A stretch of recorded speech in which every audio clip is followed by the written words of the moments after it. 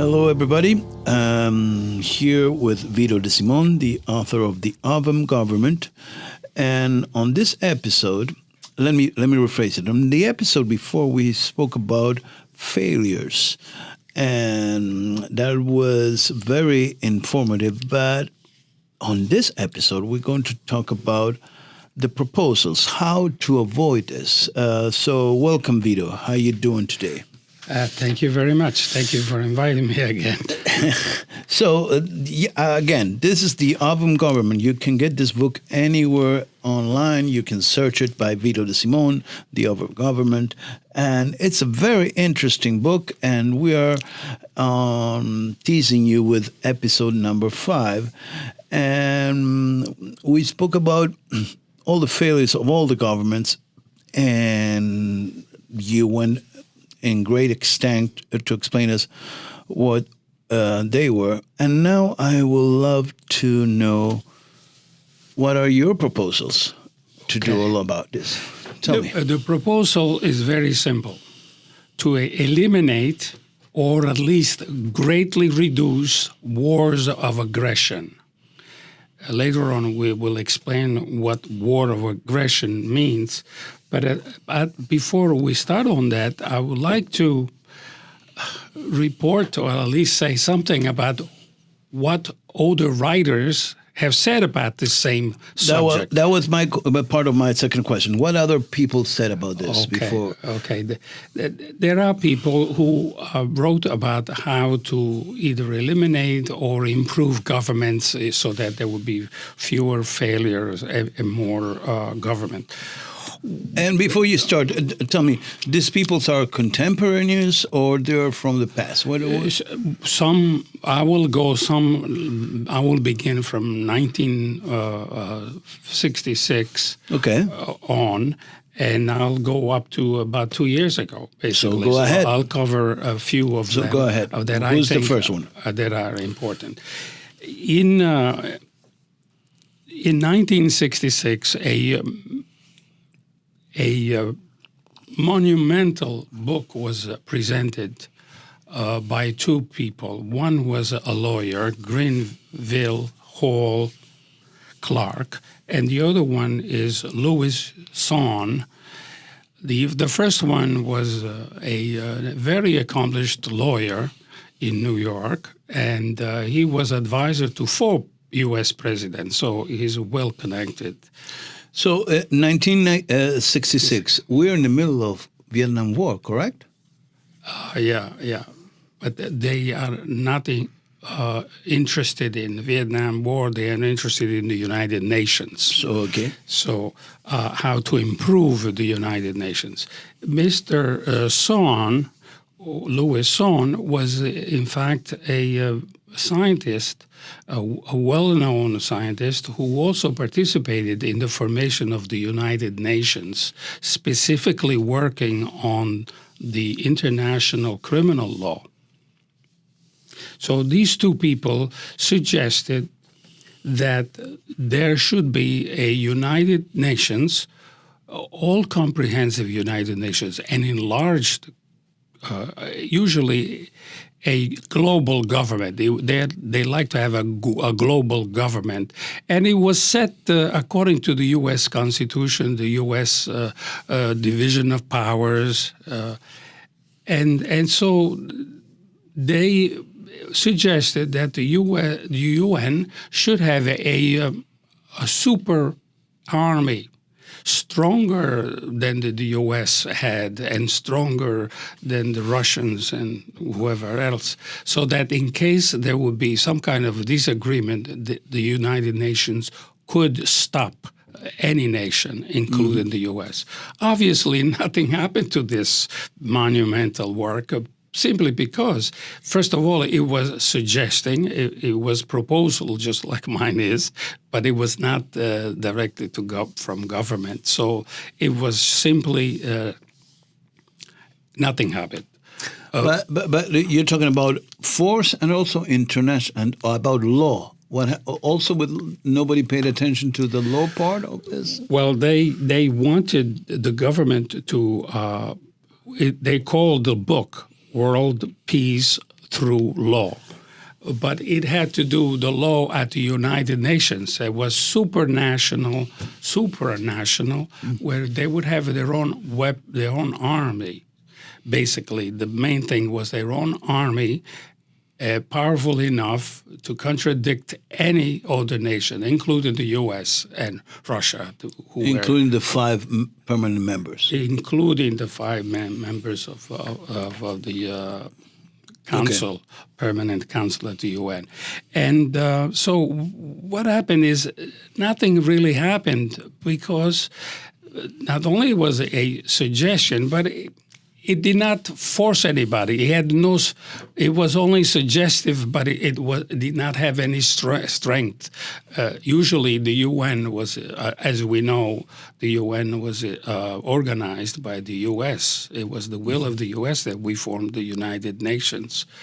And it was the will of the U.S. not to give or not to even give its own sovereignty to the United Nations. So it was a willful resolution.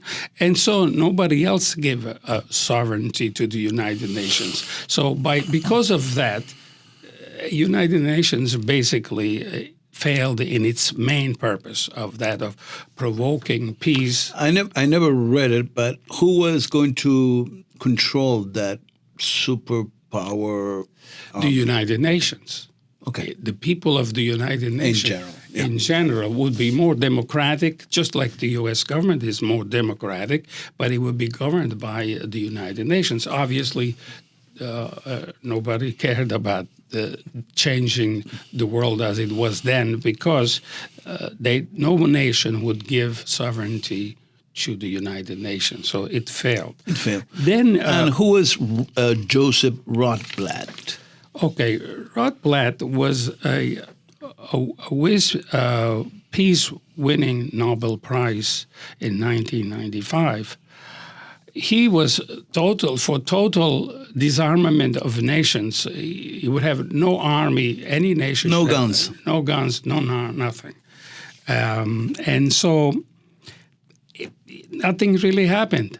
Simply because how would everybody give up weapons, especially on nations, by nations that they don't have a security for national security for their own government. So nobody really paid much attention.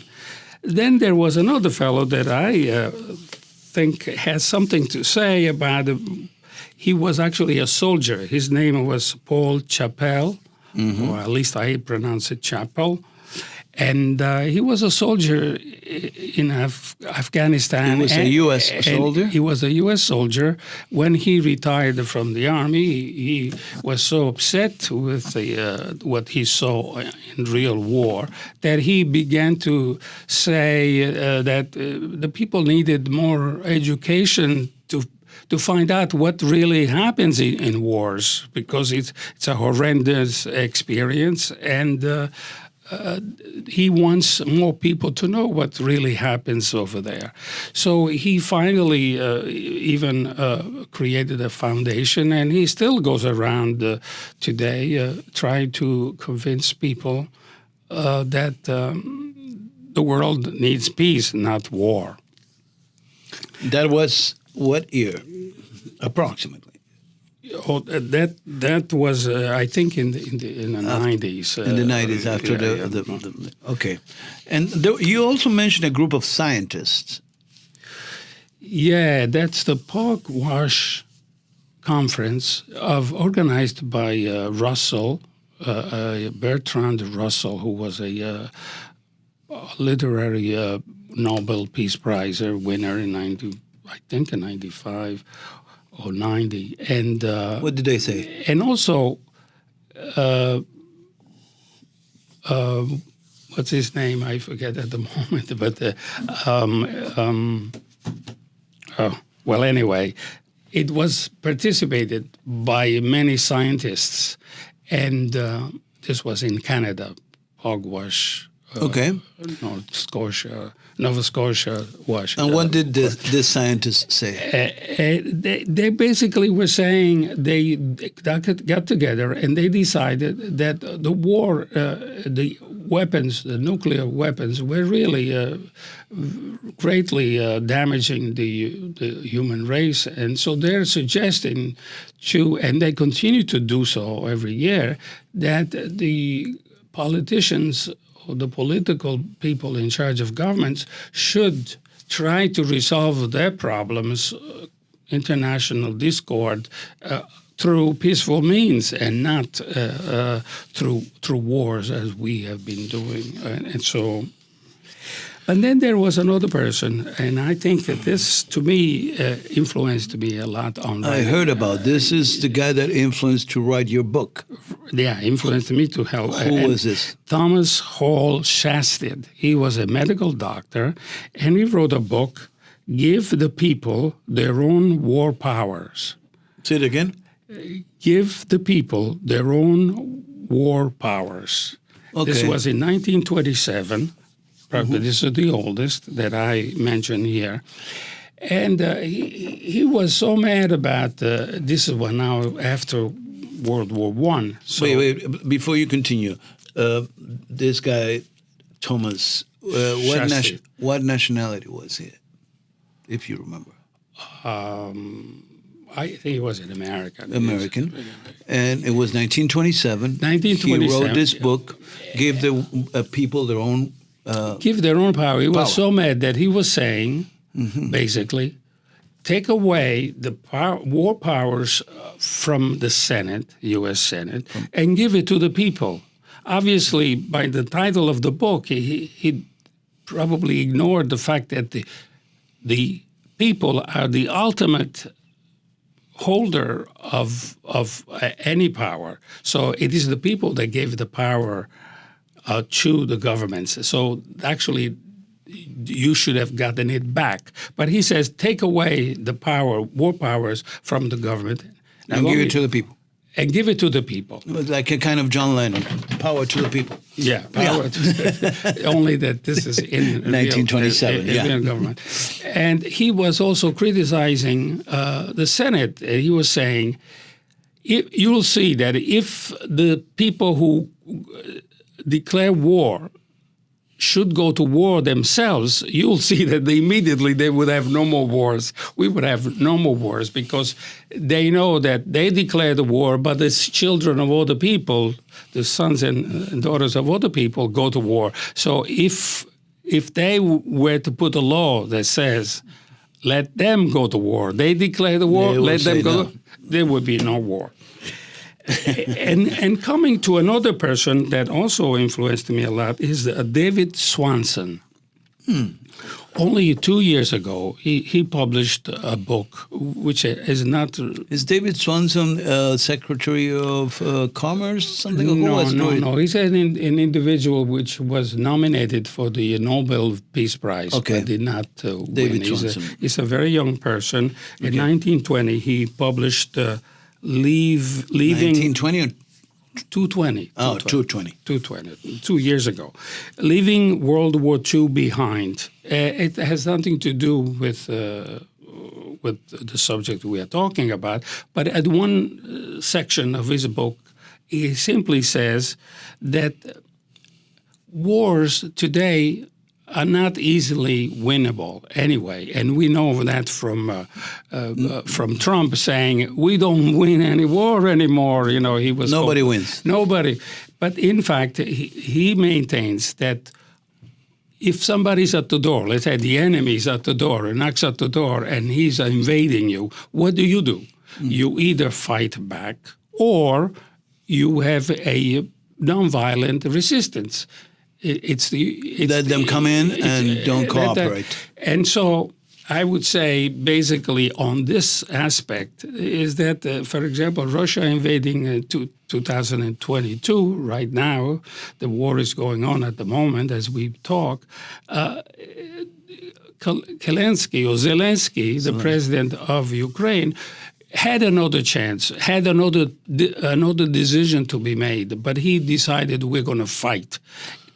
it seems that it is natural to react and say, I'm going to fight. I'm going to fight for freedom. I'm going to fight for liberty. And so therefore, but in doing so, you have a lot of deaths. So according to David Swanson, the other option was, okay, let them come in, but resist. Resist.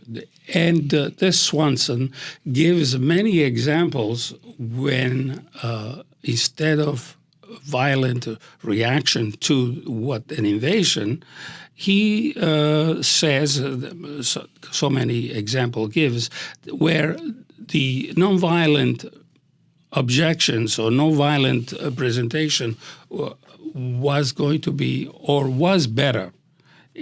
For our time, the nonviolent approach is... Or certainly the outcome will be less people dying. Fewer people will be dead on both sides, not just on one side, on both sides. As we can see now in the Ukraine-Russia invasion of Ukraine, there'll be probably more deaths on the Russian side than on the Ukrainian side. But he suggests, as far as the government is concerned, that if the war is coming to you, you have a choice. And the choice could be a nonviolent rather than simply going and fight back. Because today it's difficult to win a war. And if the U.S., let's say, has to get out from Afghanistan, which the U.S. is the greatest nation on the world today, as power is concerned, they cannot win. And if they go to Iraq and also cannot win. So why would a little small country like Ukraine would win a war against the Russians? It's going to hurt a lot of people before they change or the peace will be recovered. So, Vito, let me stop you there for a moment. And let's go back to the original question. What is, Vito De Simone, your proposal? Okay. What is your proposal? Yeah. As I said at the very beginning, it is to eliminate, either in part or greatly eliminate totally the war of aggression. Now, what could be done simply is have a constitutional amendment. This is in the U.S. Abroad, in another country, they could have a national referendum, which would be having the same thing. According to the U.S., you can have an amendment. And the amendment would be just one amendment with 2 or 3 subtitles to make sure. I want to read this because I think it's important. What I think I would suggest, but it's not obviously, I'm not a lawyer, so I cannot put it in legal terms, but it says like this: no branch of government shall have the power to declare war of aggressions without first obtaining approval from the voting citizens. This is something like presented by Chasist. Take away the power from the federal government, from the Congress, and give it to the people. So this just a little declaration, if they were put into an amendment. Let me situate the audience here.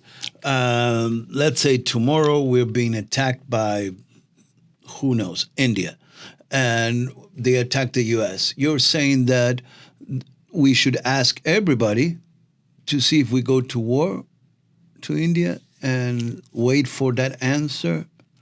Well, suppose a country, let's not... Forget about India, any country. Any country, even the U.S. will be valid. Suppose the U.S. wants to go to, let's say, we are in 2003, and we want to invade Iraq. The U.S. wants to go to war with Iraq. Correct. What we did, we went to the UN, and they said no, and we went to war anyway. Mm-hmm. But if the U.S. did not have the power to initiate any war of aggression. When you said U.S., you said if the government of the U.S. If the government, okay. In other countries, you don't say government, you say the state. The state has that sovereign power. Okay. So if, let's say, the U.S. wants to go to war, after they presented to the UN, even the UN said, no, you cannot have because there's no reason to do so. The U.S. went to war in Iraq. But if they had to ask the American people before going there, because it would be an aggression, then the people, the last resort is the people. They could say, forget about you, government, that want to go to war. We don't want to go to war, period. And so, therefore, the people have the final word about any war of aggression. Now, when I talk about aggression, you also have to understand that I don't mean defense war. A defense war at the moment is in the hands of Senate, and it will remain in the Senate. The government the government doesn't have to ask the people for the defense war. If somebody is attacking us, then let the Congress act immediately, or the president send troops and defend ourselves. But when you go out of the country, that was my question. That you cannot do that unless you ask permission from the people. And if the people make a mistake, then let them pay for it. They know they are putting at stake their own children, their own treasury, so that's the thing. But I would like to continue reading because there's a second part, and actually 3 parts. What are you reading now? I'm reading what I would suggest as the amendment. This would be part 2 of the amendment. The nation shall not place uniformed or otherwise attired soldiers or war material outside of the border, or place weaponized satellites or use robots in the sky, or do anything that could cause fear or alarm to other nations. In other words... Be specific there. Yeah. Here you need a little explanation. Yeah. What we do now, for example, the U.S. has over 800 military bases around the world. 800? 800, probably even 1,000. Military bases. And not only that, but now what happens, in order to alleviate the criticism of what the U.S. has been doing, is they place themselves, the U.S. bases, military bases, place themselves into the military bases of the nation. Let's say in Italy, there are bases, there are U.S. bases, but there could also be bases, Italian bases that contain American bases. This is basically it's called the lily pads, and so people say we don't have a basis, but in fact we do have, because they are put into. So what happens is, this is a very big problem, obviously, because the U.S. has over 800 military bases. That counts carriers and no. U.S., Germany, everywhere. No, I mean ships, carriers, submarines. Yeah.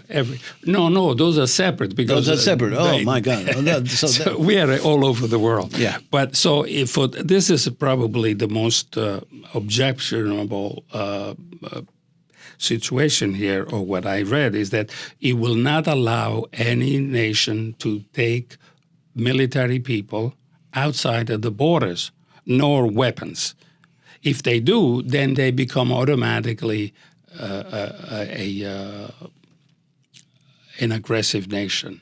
So wait. So, in other words, what it has to be done, according to your proposal, is to get all those 800 bases back. Okay, that is problematic. I understand that. But it does not have to be immediately. It could take 5 years. It could take 10 years. The U.S. government would decide. It's just that slowly you would take out, because otherwise you would be... But the U.S. obviously, because of this, it would not have... the inclination of voting for a proposal like this. But it is not the government that I am addressing to. I'm addressing to the American people. It is the people that have to take action, not wait for the government to take any action to reduce power. In fact, I do not see as a reduction of power, but rather a concentration of power. If you feel insecure or lack of national interest, you don't have to spread yourself around the world. You can keep your weapons and your soldiers within the nation, because you can only fear if somebody comes to you. But the U.S. is a large country, first of all, and not only that, but if you keep all the weapons and all the soldiers within the nation, then it's more difficult for anybody to surprise us and come in like they did in 9/11 or when the French, when the English invaded. And what about the other superpowers? Let's say, okay, the U.S. get out, and then China comes and gets their bases. Well, that is where the people have their own interest. And in the book, I explain very detailed about that it is us, the people, who have the power, not the government. We give the government the power to do certain things, like go to war. But before the atomic bomb, the wars were like sports. People fought against one another. Correct. We had a fight, the two of us, but nobody else was involved. Because, in answer to your question, to my question, China has their own problems as well. And the Russians got their own problems. So it would have to be their own people. Their own people to fight their own government. But we cannot control the people in China. We cannot control the people in Russia. We can only control ours. And if, let's say, the U.S. alone and no other nation were to change to the system where you defend yourself and not go to war, because this is another thing I did not want to talk about, but they anytime we go out of the U.S., we say this is in national interest. Mm-hmm. Now, this national interest means anything I say, it's my interest. Let's say somebody has a fight in China. That's in my interest for some reason or another. I don't sell weapons.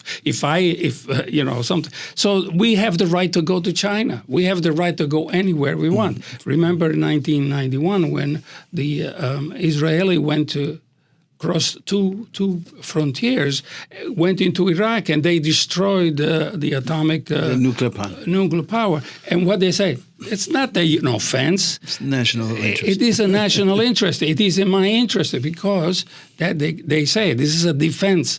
Because if otherwise, those people would have come and dropped an atomic bomb on us. So therefore, we're preventing it. So in order to avoid this situation, which has been going on for thousands of years, there is in that constitutional amendment, it would say you cannot go out if any nation has weapons or soldiers outside of the country, outside of their borders, then they are considered to be aggressive nations. Right. Okay. Right. Now, if they don't come against you, I don't think you could do anything about it. But if they come against you, then you would. So, in order to make this work, I'm trying. Probably you would have the answer. I think that this amendment has to be proposed to every single country at the same time. It would be correct. Every single country. It would be independent of one another. Mm-hmm. We in the U.S. would do this. Then let the others do whenever they are ready. Their own version, yeah. In other words, if, let's say, the U.S. were to do it alone, Russia would immediately find out and know that the U.S. now doesn't have military bases around the U.S., Russia, because at the moment that's what we do. We surround them. We surround the country, so they react. Okay, and then we react again. So there's this going. So they will say, okay, that's it. We don't need to have more soldiers there. We don't need to get, or they, according to the proposition here, the Constitutional Amendment, they can have. This is the other part that I did not read it. They have the power to hold any bomb or any weapons they want, as long as it is defensive. Correct. But now, because a weapon, let's say a knife, I have a knife, I can peel a pear or an apple, but I can also use it To kill me. to kill. So it is difficult to say that the tank or the airplane is only offensive. It can be defensive and offensive at the same. So that's the problem that we have had in the past and we still have today. So the fact is, it doesn't matter what weapons you have, as long as you have it within your nation, you cannot go out. And if you go out, you're going to be branded as an aggressive nation, which is negative. Therefore, other countries will also know that since the U.S. does not go outside, it can have any weapons it wants, but it is for defense because you cannot get the weapons and the people, the soldiers outside of the country. So basically, that's what it is. So let me go back a little bit. I mean, we spoke. First of all, I'm here with Vito De Simone.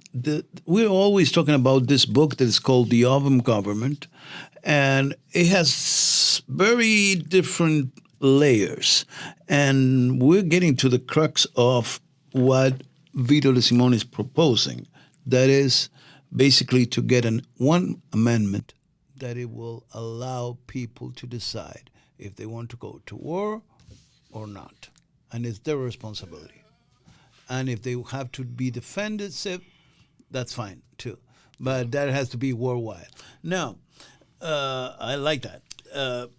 Who did you ever spoke with anybody about this proposal? What are the critics say about this?